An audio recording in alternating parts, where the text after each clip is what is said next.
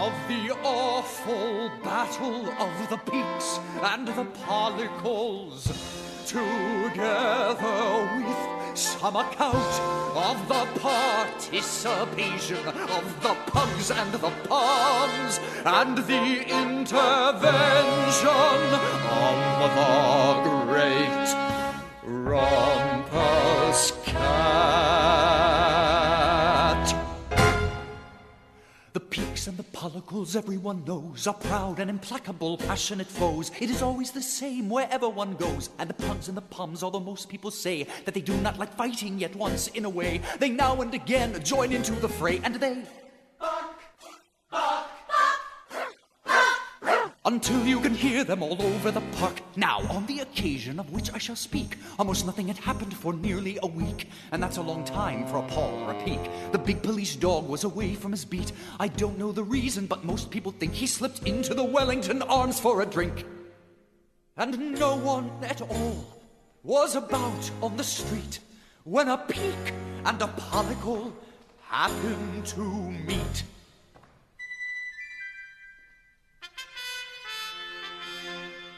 They did not advance or exactly retreat, but they glared at each other and scraped their hind feet and started to bark, bark, bark, bark, bark, until you could hear them all over the park, and they bark, bark, bark, bark, until you could hear them all over the park. Now the Peke, although people may say what they please, is no British dog but a heathen Chinese. And so all the Pekes, when they heard the uproar, some came to the window, some came to the door. There were surely a dozen, more likely a score, and together they started to grumble and wheeze in their huffery, snuffery, heathen Chinese. But a terrible din is what Pollicles like, for your Pollicle dog is a door Yorkshire tyke.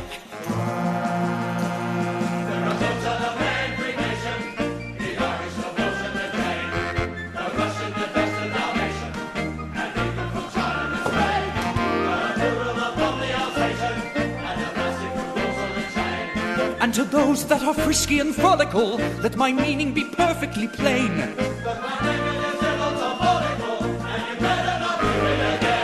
And his bro Scottish cousins are snappers and biters, and every dog jack of them notable fighters. And so they step out with their pipers in order, playing when the blue bonnets come over the border.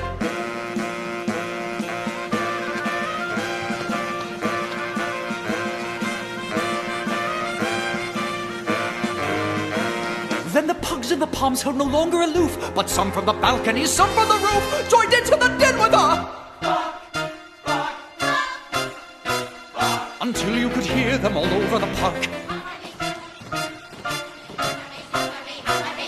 Until you could hear them all over the park.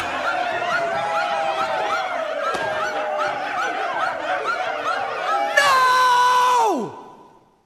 When these bold heroes together assembled, the traffic all stopped, and the underground trembled, and some of the neighbors were so much afraid that they started to ring up the fire brigade, when suddenly up from a small basement flat, why, who should stalk out but the Great Rumpus Cat?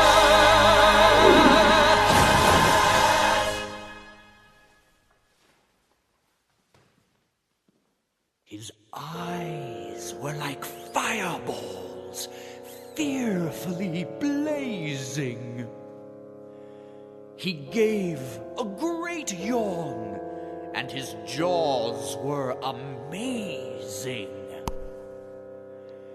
And when he looked out through the bars of the area, you never saw anything fiercer or hairier. And what with the glare of his eyes and his yawning, the Pekes and the Pollicles quickly took warning. He looked to the sky and he gave a great leap, and they, every last one of them, scattered like sheep.